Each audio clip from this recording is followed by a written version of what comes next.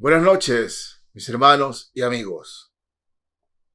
En el Evangelio según San Mateo, el capítulo 23, Jesús confronta a sus discípulos diciéndoles lo que no deben hacer en cuanto a la religión o a la religiosidad. La religión más respetada en esta época era la religión de los fariseos. Eran hombres muy respetables, de buenas familias, muy educados, muy capaces, eran hombres versados. Sí, la gente respetaba mucho a los fariseos. Eran hombres que sabían las escrituras y eran estrictos en cuanto a hacer cumplir las leyes de Dios al pueblo. Eran muy estrictos. Sin embargo, con este grupo fue el que Jesús tuvo más problemas. Más problemas. ¿Y por qué?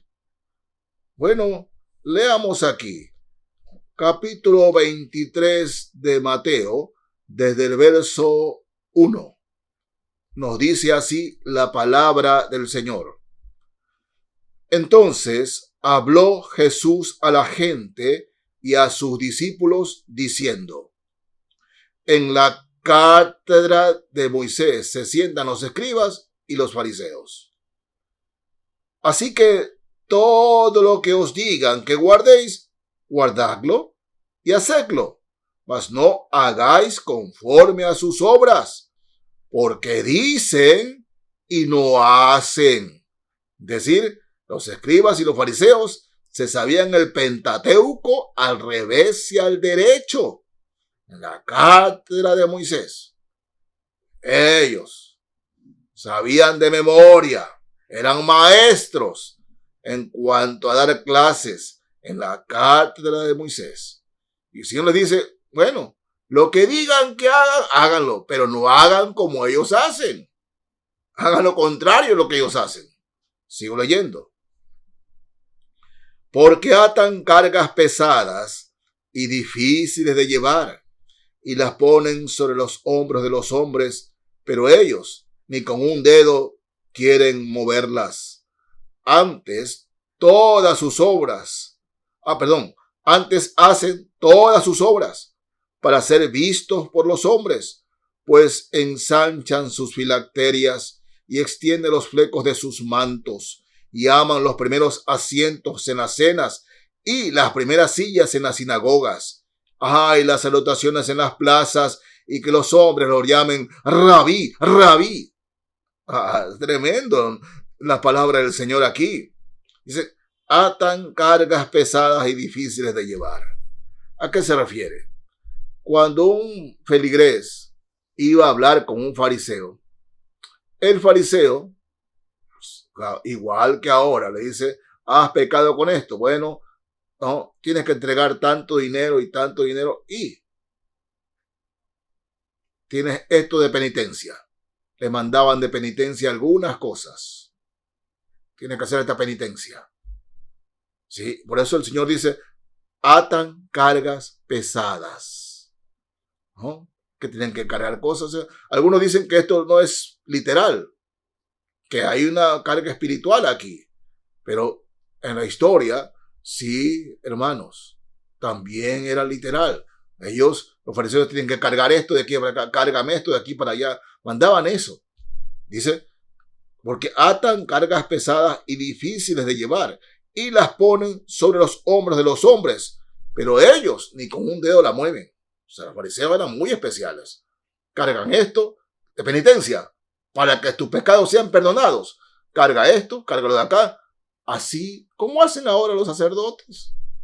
Hacen penitencia. Mandaban así los fariseos. Eso hacían. Entonces le cargaban una especie de pulsera con versículos allí. Los fariseos eran tremendos. Delante de la gente oraban y alzaban las manos para que la gente los vea, ¿no? Andaban vestidos todos de blanco, un vestido blanco para que la gente los vea. Entonces, ahí viene un fariseo, y en en las pulseras cargaban una especie de campanillas. Campanillas. Y estas campanillas, cuando la gente escuchaba que sonaban, la gente se paraba y bajaba la cabeza. El fariseo pasaba y la gente mirando para el suelo. Así era. Y el Señor, ¿no?, fue el que los combatió. Por eso fue que los fariseos tuvieron mucho que ver en cuanto a matar a Jesús. Por eso lo odiaban. A Jesús no lo mataron porque era buena persona. Esta gente no creía que Jesús era buena persona. Y el cristiano que en los días de hoy, en estos días, quiera ser buena persona. Ay, ay, ay. Ser buena persona en estos tiempos significa no juzgues. Es decir, no predique el evangelio. No, mis hermanos. A Jesús, los fariseos lo mataron por mala gente, no por buena gente. Bien claro eso, ¿no? Entonces, dice, aman los primeros asientos en las plazas, en las calles, en las labores sociales. Ellos estaban primeritos en la fila, ¿no? En las reuniones del aniversario del pueblo, de la gente, los fariseos estaban primeritos allí, con los ojos cerrados, dando imagen de espiritualidad. Les gustaba eso. Y la gente los llamaba rabí, rabí, maestro, maestro, maestro. Así los llamaba. Esa era la gente. Y a los fariseos les encantaba eso. Les encantaba, ¿no? Verso 8. Pero vosotros no queráis que os llamen rabí, porque uno es vuestro maestro, el Cristo, y todos vosotros sois hermanos, es decir, todos vosotros sois iguales. ¿No? Veamos aquí la connotación de maestro, a lo que se refiere aquí, hermanos en la fe. Maestro, ¿no? Decía que la última palabra espiritualmente hablando la tenían los fariseos. Sí, cuando ellos le decían maestro, tú tienes la última palabra espiritual. Lo que tú dices es autoridad. Y Jesús le dice, no. Ni ustedes también quieran hacer eso. Ni ustedes quieran hacer eso. No quieran que los hombres llamen a ustedes maestro. Que ustedes tienen la última palabra espiritual. No es así, ¿no? Pero vosotros no queráis que os llamen rabí, porque uno es vuestro maestro, el Cristo, y todos vosotros sois hermanos. Todos son iguales. Todos son iguales. Pero fijémonos, ¿no?, hermanos, en el verso 9. Y no llaméis Padre vuestro a nadie en la tierra, porque uno es vuestro Padre, el que está en los cielos. Hermanos en la fe. A los fariseos también le llamaban Padre. Padre, Padre, Padre, ¿no?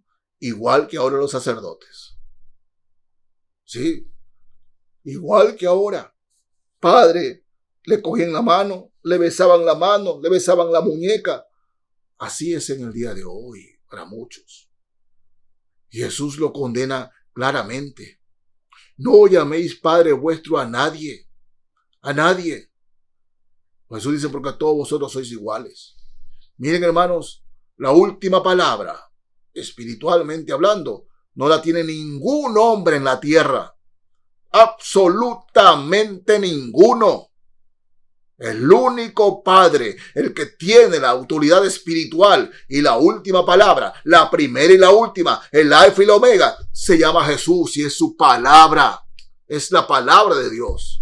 Por eso es que el Señor claramente nos dice ahí, uno solo es vuestro Padre. No llaméis Padre vuestro a nadie. A nadie.